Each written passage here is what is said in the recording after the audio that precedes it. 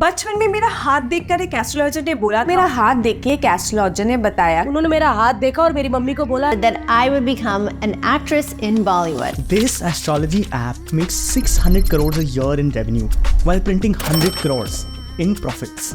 That is more than the Vaishno Devi temple that takes around 500 crores in donations every year.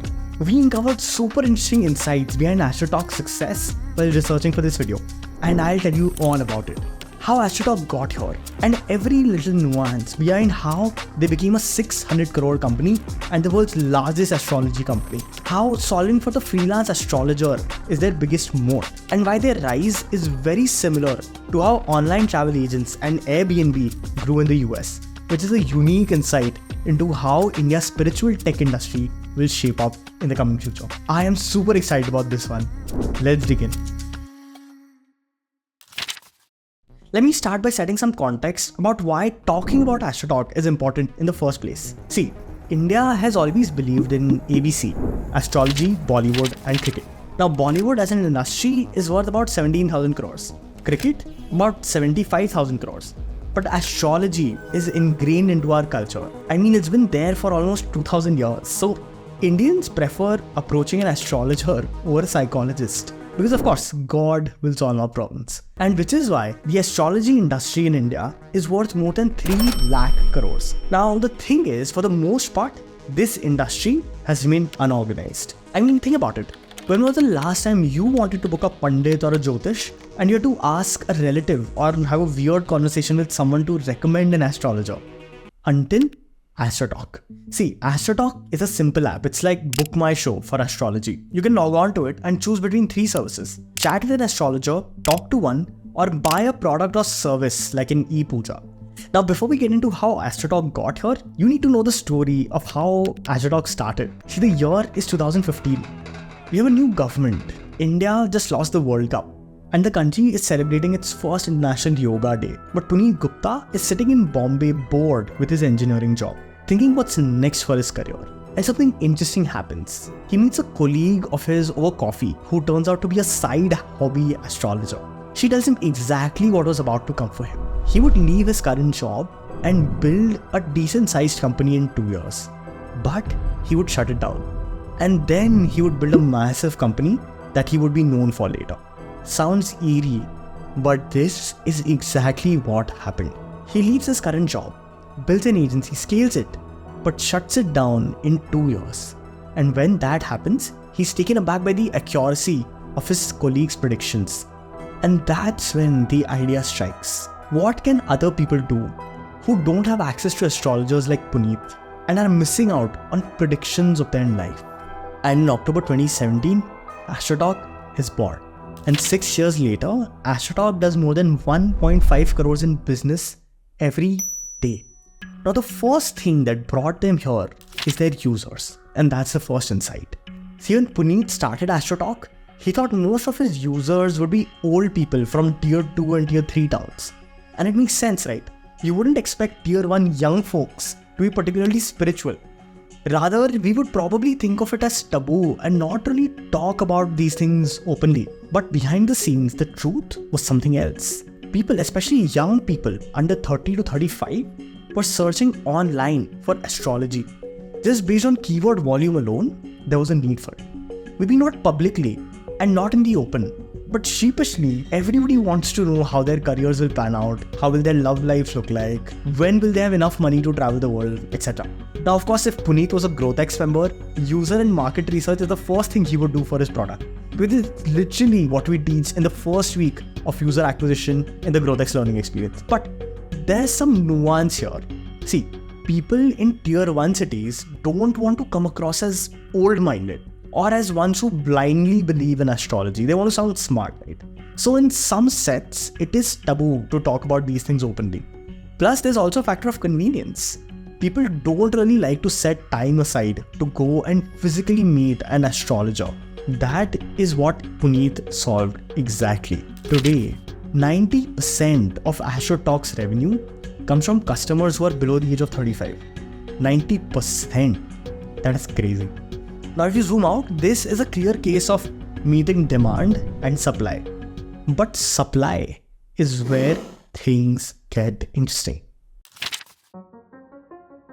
See, it's not like AstroTalk is the first astrology app out there. Before them, there were two kinds of apps that existed in the Indian market. First, built by astrologers themselves. Now, these people, they knew their astrology, but didn't really understand user experience or product. So users didn't really like the app experience. And second, built by devs. See, these apps had great user experience, but they had one glaring problem. They could not crack trust, which we'll come to later in the video around business models built on digitizing trust, like Airbnb. Plus, these apps didn't really vet their astrologers. So Puneet knew that this was the core thing to solve. AstroTalk was a 10x better product with a great UI and UX. But at the base of it, it is a marketplace. Users on one side and astrologers on the other. Now Puneet understood the core blocker to people booking astrology sessions was trust. See, trust is a very high requirement in this industry. And it makes sense, right? You ask the most personal, daunting questions when you go to an astrologer. So AstroTalk solved it with two things: privacy and the curation of astrologers. See, like you would imagine, because the behavior has always been to go and meet an astrologer, that video or a phone call would be the go-to feature that people, and especially Indians, use. But that was not the case. More than 50% of their users use chat as the primary feature on AstroTalk. It's clear. People want the privacy of a one-on-one conversation, plus the WhatsApp-like interface of chat that now we've been trained to use, right? So privacy and safe space, solved.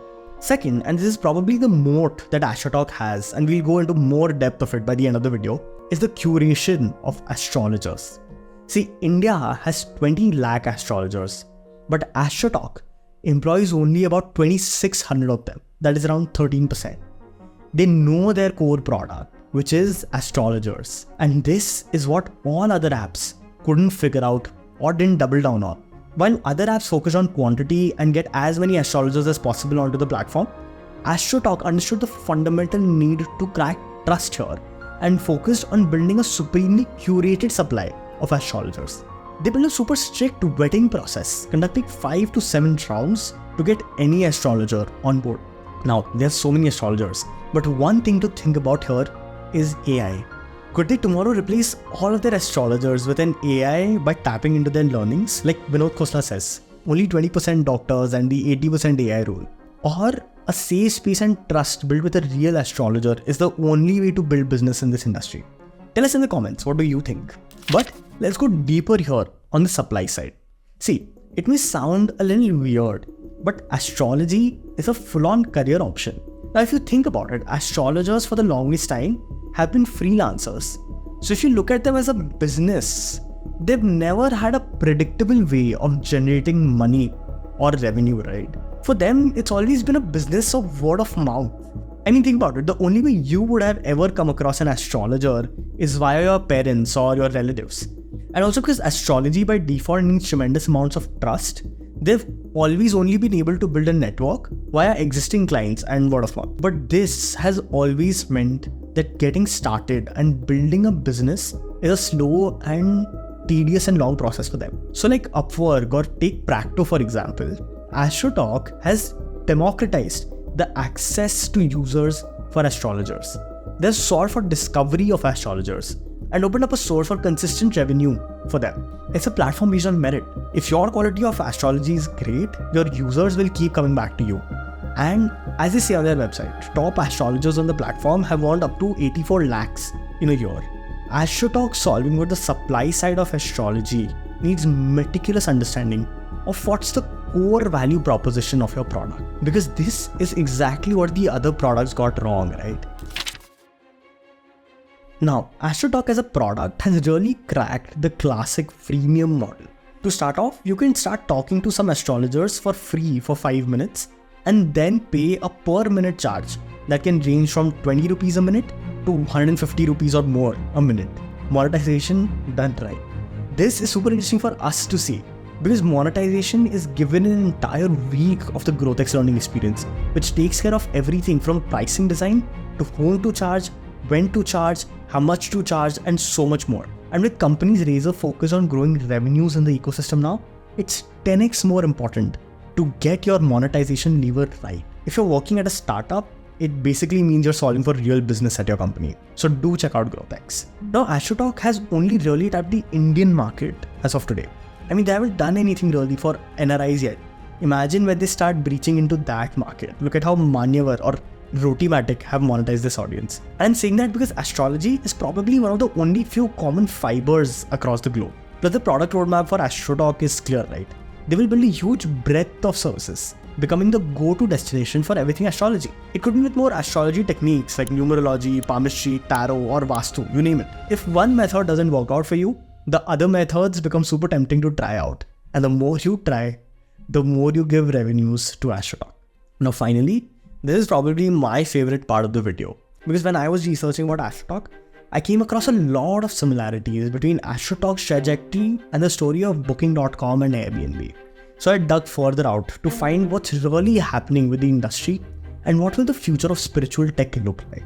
So let's go back to 1996 when Booking.com was launched. The business models of Booking.com and AstroTalk are simple. It is to add a digital layer to the physical world, basically layering the internet on top of a real world business model. Now, the core product for Booking.com was to digitize the offline relationship that existed with travel agents. And for AstroTalk, it is about digitizing the relationship with astrologers.